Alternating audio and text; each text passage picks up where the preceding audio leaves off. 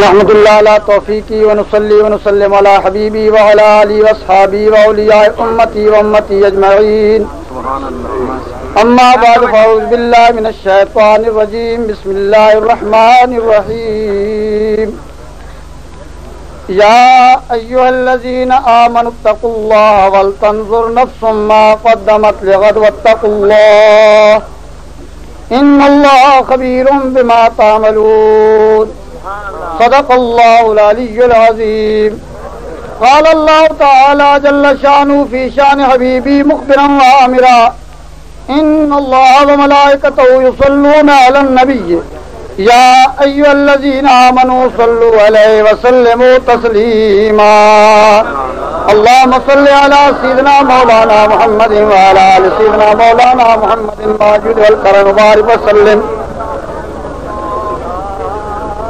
ان بزرگان ملت علماء کرام کی توجہ اور دعا سے میں آپ بھائیوں سے مخاطب ہوں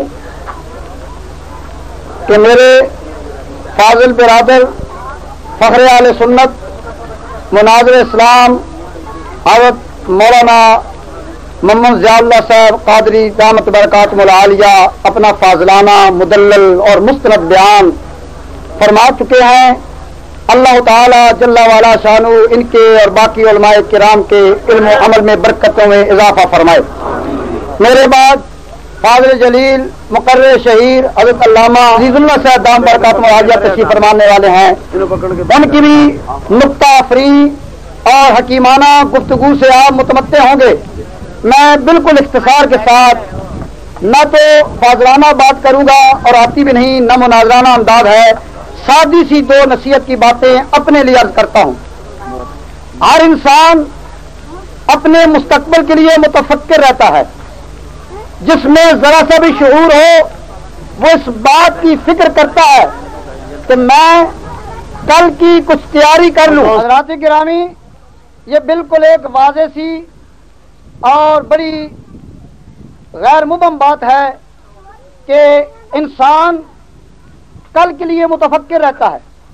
کاشتکار کھیتی باڑی کرتا ہے، مزدور مشقت کرتا ہے، کارخانے دار کارخانہ لگاتا ہے، کوئی نہ کوئی طریقہ اختیار کر کے آنے والے زمانے کو انسان بہتر بناتا ہے، بچوں کو تعلیم دیتا ہے، تربیت ان کی کرتا ہے، کسی کام کاج پر لگاتا ہے، ملازم کراتا ہے کہ میرے بیٹے عزیز کا مستقبل آنے والا وقت سنور جائے۔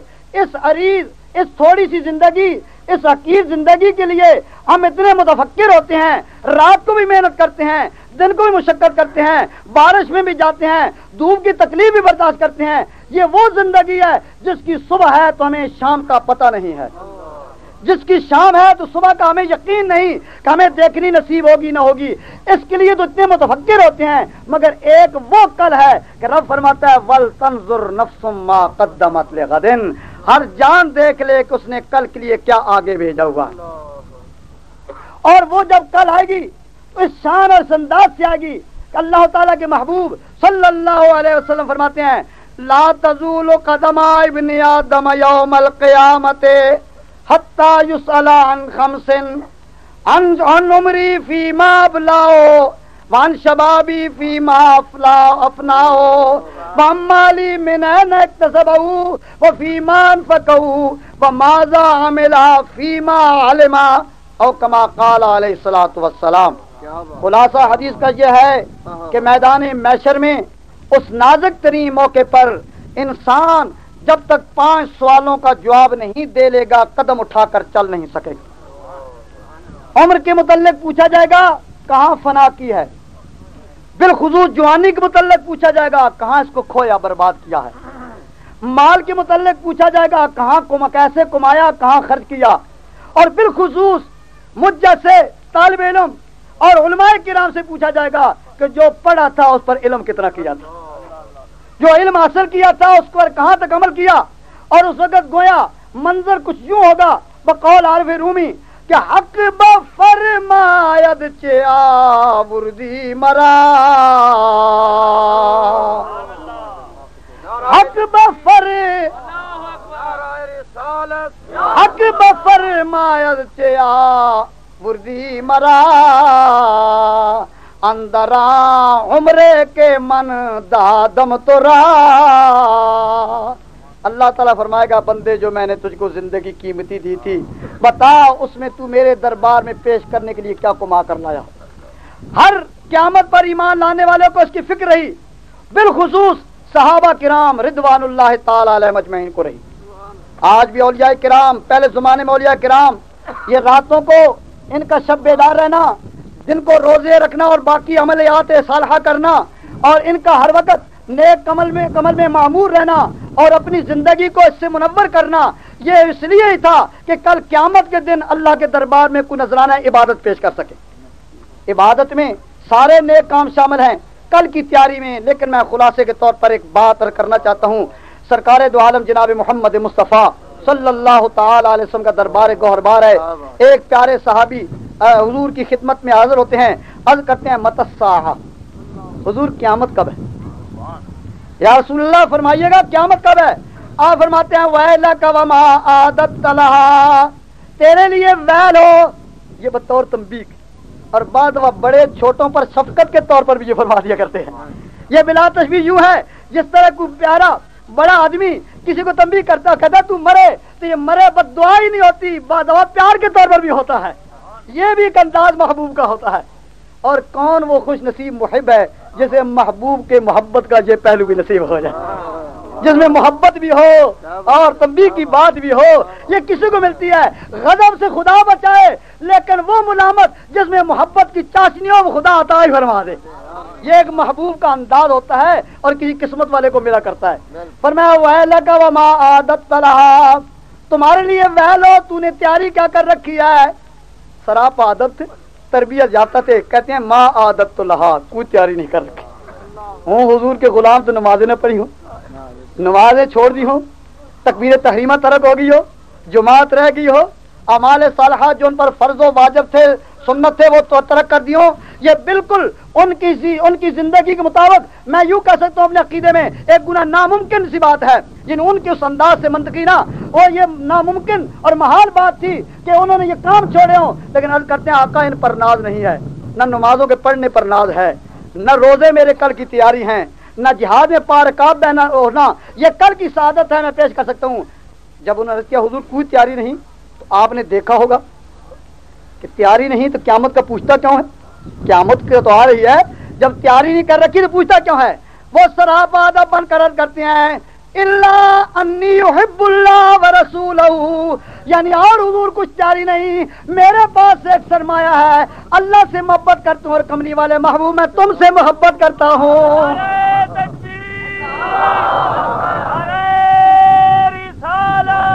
حضور اللہ سے محبت کرتا ہوں اور آپ سے محبت کرتا ہوں.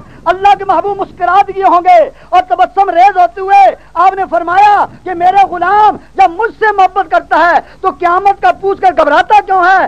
انتا مع من احببتا، یعنی قیامت کے دن تو اسی کے ساتھ ہوگا جس سے تو محبت کرتا ہے. جب تو مجھ سے محبت کرتا ہے تو میرے دامن میں پناہ لے رہا ہے. تو صحابی نے جب یہ بات سنی اور صحابہ کرام نے یہ مجدہ جاں فضا سنا، راوی فرماتے ہیں فما رأیت المسلمین فرحوا بشیء فرحم بذالک، اس بات کو سن کر مسلمان جتنے خوش ہوئے تھے شاید ہی کبھی خوش ہوئے ہوں. اور ایک روایت کے لحاظ سے مسلمان ہونے کے بعد مسلمان کبھی اتنے خوش نہیں ہوئے تھے جتنا یہ جملہ سن کر خوش ہوئے تھے، جس کا معنی یہ تھا کہ انتا، تو اسی کے ساتھ ہوگا جس کے ساتھ تیری محبت ہے. صحابہ اس لیے خوش ہو گئے کہ لجپال جدا رکھوالا ہے، لجپال جدا رکھوالا ہے، ان کون مٹاون والا ہے. خوشی کی بات یہ تھی لجپال جدا رکھوالا ہے، ان کون مٹاون والا ہے. اور میری اس سونے نال لگ گئی ہے یا توڑ نباون والا ہے، میری اس سونے نال لگ گئی ہے یا توڑ نباون والا ہے. خدا کرے میں اپنی بات نہیں کرتا، یاد رکھو میرا ذوق بہت سے لوگوں سے رکھ لگا ہے.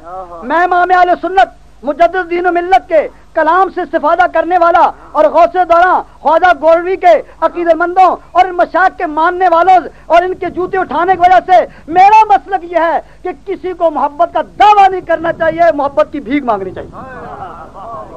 इसलिए मैं जो कह रहा हूँ मैं अपनी बात नहीं कर रहा, मैं किसी की को कोई तर्जमानी करती कह रहा हूँ। हाँ अल्लाह महफूज रखे, मैं कौन होता हूँ कि दावा करूँ, वरना मैं वहां तो मेरा अकीदा यह है कि वो उस दरबार के साथ मोहब्बत का दावा नहीं, वहां की भीख एक कतरा भी मिल जाए तो हमारी निजात हो जाएगी। इतना दावा जरूर करते हैं कि हम गुस्ताख नहीं है और गुस्ताखों को छोड़ते नहीं है। एक ये बात है, बाकी मोहब्बत वाली बात तो वही कर गए जिनका हिस्सा था मोहब्बत का। हम कौन है मोहब्बत के दावे करने वाले? तो मैं उनकी बात कर रहा था कि लजपाल जेदा रखवाला है, वो गोया कहते हैं लजपाल जेदा रखवाला है, उन कौन मिटावन वाला है, मेरी ओ सोने नल लग गई है या तोड़ निभावन वाला है। क्योंकि बात आई है मोहब्बत की, और मोहब्बत क्यों मुश्किल है, तन मन में बात सुनिएगा। मोहब्बत के कई पहलू हैं और मोहब्बत के इजहार के पहलुओं में से नाजुक तरीन पहलू यह है कि अपने दिल के इरादों को महबूब के इशारे पर कुर्बान कर दे। जमीन का झुकाना आसान है, हाथों का उठा लेना आसान है, तशहुद में बैठ जाना आसान है, जिहाद में साथ चले जाना भी आसान है, मगर दिल को महबूब के इशारों पर कुर्बान कर देना यह मुश्किल काम है। ये चीजें हमारे दायरे इख्तियार में है, अल्लाह ताला इनके मुतल्लिक तौफीक दे रखी है, वो न तौफीक दे तो कुछ नहीं कर सकते, मगर इनकी तौफीक दे रखी है। जो बात मुश्किल है वो यही है, इसलिए नबी पाक अलैहिस्सलातु वस्सलाम ने फरमाया ला युमिनु अहदुकुम हत्ता यकूना हवाओ ताबिअन लिमा जिअतु बिही। उस वक्त तक तुम कामल ईमानदार नहीं बन सकते जब तक तुम्हारे दिल के ख्वाहिशात भी मेरे हुक्म के ताबे न हो जाए। और यही बात बड़ी मुश्किल है। मैं खुद देर से रास्ते में देर हो गई, मैं किसी का वक्त जाया नहीं करना चाहता। एक रवायत पेश करना चाहता हूँ कि किस तरह अपने दिल के इरादे भी नबी के हुक्म पर ताबे किए जाते हैं। दावा कर लेना आसान है, मगर दिल के इरादों को भी कुर्बान कर देना ये बड़ा मुश्किल काम, ये कुछ कर दिखाता है। और वो मैं इसलिए भी कर रहा हूँ कि ये उलमाए किराम बैठे हैं, मेरी राहबरी और रहनुमाई फरमाएंगे, और अगर वो बात मेरे वाली सही है और जो दूसरी तरह जो मुझे नहीं मिली वो वाकई नहीं मिलती, तो नात ख्वानाना हज़रात से मैं अर्ज करूंगा कि वो उसमें थोड़ा सा तबादला कर लें। वाकया ये है, हदीसी में ये आता है कि रसूल करीम सल्लल्लाहु तआला अलैहि वसल्लम रौनक अफरोज थे, तो आपने अपने एक सहाबी को फरमाया कि तू अपनी लड़की का रिश्ता मुझको दे। बड़े खुश हुए, कहने हुजूर मेरी सर आंखों पर, मेरे दिल का नूर है, आंखों का नूर है, दिल का सुरूर है, बड़ी मसरत की बात है। आपने फरमाया तू समझा नहीं, मैं तेरी लड़की का रिश्ता अपने लिए नहीं बल्कि जुलैबीब के लिए मांग रहा। अब वो सहाबी ऐसे थे वकाना दमीमा, उनका हुस्न को निखरा हुआ नहीं था, उनका हुस्न को ज्यादा चमका हुआ नहीं था, हुस्न में उन्होंने जब साहबी ने सुना तो दिल में ख्याल आया कि निभा मुश्किल है, मेरी लड़की हुस्न जमाल, माल, दौलत, मकान, खानदान कई लिहाज से इनसे मुमताज नुमाया है, और इस तरह के जब मुआशरी फर्क हों, समाजी इम्तियाजात हों, आमतौर पर निभा नहीं होता। और हुजूर के इरशादात दो तरह हुआ करते थे, कभी आपका हुक्म कती होता फिर कोई इनकार न करता, और कभी आप यूं हुक्म देते कि सहाबा को मशवरे की गुंजाइश होती। ये वजह नहीं कि नबी का हुक्म कती नहीं, बल्कि हुजूर की तरफ से ये इत्तला होती कि तुमको मशवरा करने की इजाजत है। जिस तरह का आज के बनाए हुए बनावटी मुफक्कर कहते हैं कि नबी को हर तरह के इख्तियारात होते, सहाबा से मशवरा क्यों करते, वो वजह ये थी। असल में ये दो तरह की आपके हकीमाना बात होती। फरमाया क्या चाहते हो अर्ज करने के हुजूर, बीवी से मशवरा कर लो। फरमाया कर लो। घर गए, बीवी से मशवरा किया, उन्हें भी ये बात इस लिहाज से पसंद ना आई कि यहाँ निभा नहीं होगा। अर्ज करने लगी हुजूर से अर्ज कर दीजिएगा दस्त बस्ता के कहीं और रिश्ता कर। अब वो मियाँ बीवी का फैसला हो गया। वो हुजूर के प्यारे सहाबी हुजूर की इजाजत से घर गए थे, किसी गुनाह फरमानी का सबर ही नहीं पैदा होता। आप इजाजत ना देते तो एक कदम नहीं उठा सकते थे। आका से इजाजत लेकर वो घर में चले गए, मशवरा करके लौटे कि मैं आप हुजूर से अर्ज करूं कि आका हमारी राय तो यह है कि यहाँ रिश्ता न किया जाए, बाकी आप हाकिम हैं, जैसे चाहे कर दे, कौन इनकार कर सकता है। वो लौटने लगे, दहलीज से बाहर कदम रखा तो कानों में रसीली धीमी सी बेटी की आवाज पहुंची। ये शर्मीली लड़की के निकाह की बात हो रही थी। جس کے گویا یوں سمجھیے گا آج کی اصطلاح میں جس کے حسن کو قربان کیا جا رہا تھا، جس کے خاندان کو ایک گناہ آج کے دور کے لحاظ سے فنا کیا جا رہا تھا، جس کی دولت کا کچھ خیال ہی رکھا جا رہا تھا، اس لڑکی نے ماں باپ کا فیصلہ سنا، آواز دی یا آباتے، ابا جان، باپ کے کان میں آواز پڑی کہ شرم و حیا کی پا کر لڑکی مجھے بلا رہی ہے، ہماری لڑکیاں تو ایسے موقع پر گفتگو نہیں کرتی، پتہ نہیں میری لڑکی مجھ سے کیا بات کہنا چاہتی ہے۔ باپ واپس لوٹتا ہے، بیٹی کا سر جھکا ہوگا، آنکھوں سے آنسو نکل رہے ہوں گے اور لڑتی ہوئی زبان تھی۔ باپ نے پوچھا بیٹا بتاؤ کیا کہنا چاہتی ہو؟ بیٹی نے جو اس لڑکی نے جو بات کہی، میرے ماں باپ اس کے قدموں پر قربان ہو، اور وہ بات ان کانوں سے نہیں، ایمان اور دل کے کانوں سننے کی بات۔ لڑکی عرض کرتی ہے ابا کے سامنے، میرے لحاظ سے فرماتی ہے، کہتی ہے ابا جان میں یہ کہنا چاہتی ہوں یا آباتے اترد علی رسول اللہ صلی اللہ علیہ وسلم امرہ، کیا ابا جان حکم ہو اللہ کے نبی کا تم موڑنے والے کون؟ حکم ہو جناب نبی پاک علیہ السلام کا تم اس کو رد کر دینے والے کون ہو؟ اور یہ علماء کرام جانتے ہیں، وہ لڑکی جو کسی مکتب میں نہیں بیٹھی تھی، جو کسی سے پڑھنے نہیں گئی تھی، نبی کی نگاہوں سے جس نے علم حاصل کیا، فصاحت و بلاغت کا وہ جملہ پیش کیا کہ بڑے بڑے ادیب قربان ہو جائیں، وہ یہ نہیں کہتی کہ مجھے حضور کے حوالے کر دو، وہ یہ نہیں کہتی کہ میرا نکاح کر دو، بلکہ کہتی ہے ادفعونی الیہ، مجھے حضور کے قدموں میں پھینک دو۔ نعرہ تکبیر، نعرہ رسالہ، وہ کہتی ہے ادفعونی الیہ، ادفعونی الیہ فإنہ لن یضیعنی، مجھے حضور کی طرف پھینک دو، خدا کی قسم کملی والے مجھ کو ضائع نہیں ہونے دیں گے۔ نبی پاک علیہ السلام جس کو پکڑ لے اس کو چھوڑتے نہیں ہیں، ضائع نہیں ہونے دیتے۔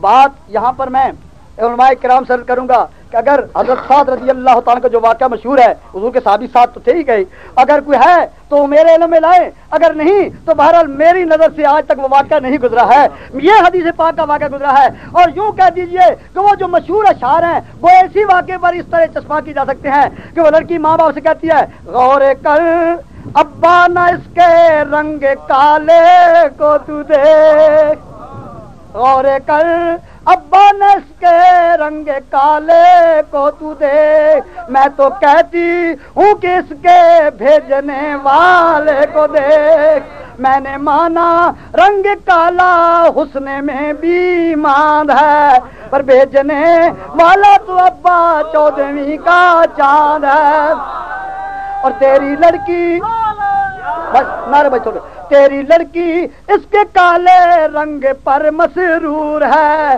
اور کالی کملی والے کی مرضی مجھے منظور ہے۔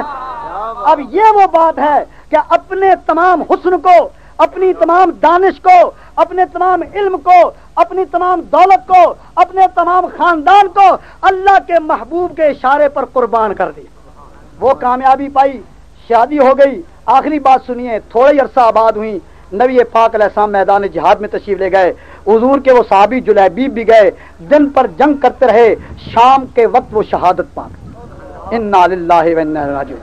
حضور جب اپنے خیمہ میں رونق افروز ہوئے، فرمایا حل تفقدون من احد، کیا کسی کو گم پاتے ہو یا سارے آ گئے ہیں؟ اب کیا حضور شہداء کو بھی لے آئے ہیں، اور جو زخمی تھے ان کو مرہم پٹی بھی کی جا رہی ہے، اور باقی سلامت جو غازی تھے وہ تو آ ہی گئے ہیں، اور ہمیں تم کہتے ہو کسی کو گم نہیں پاتے، بتاؤ میرا جلیبیب کہاں؟ جن کی طرف کوئی دھیان نہیں دیتا، خدا کے محبوب دھیان دیتے۔ یہاں سے یہ بات بھی معلوم ہوئی، وہ لوگ جن کو لوگ کچھ سمجھتے نہیں، جنہیں لوگ حقیر سمجھتے ہیں، اللہ والوں کا کام ہے ان پر نگاہ کرم خصوصی رکھا کرے، اور کسی کا دل نہ توڑا، کیا پتا اسی کے دل سے کام بن جائے گا۔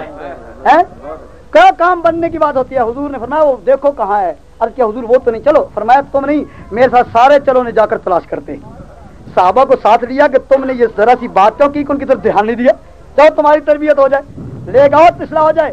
گئے تو 7 کافر مرے ہوئے تھے، ان کے درمیان یہ شہادت کا جام نوش کر کے لیٹے ہوئے تھے۔ آپ نے فرمایا بتاؤ میرے غلام نے دن بھر کس طرح جنگ کی؟ صحابہ نے عرض کیا حضور ہمیں تو معلوم نہیں ہے۔ فرمایا 7 کافروں کو جہنم رسید کرنے کے بعد اس نے شہادت پائی۔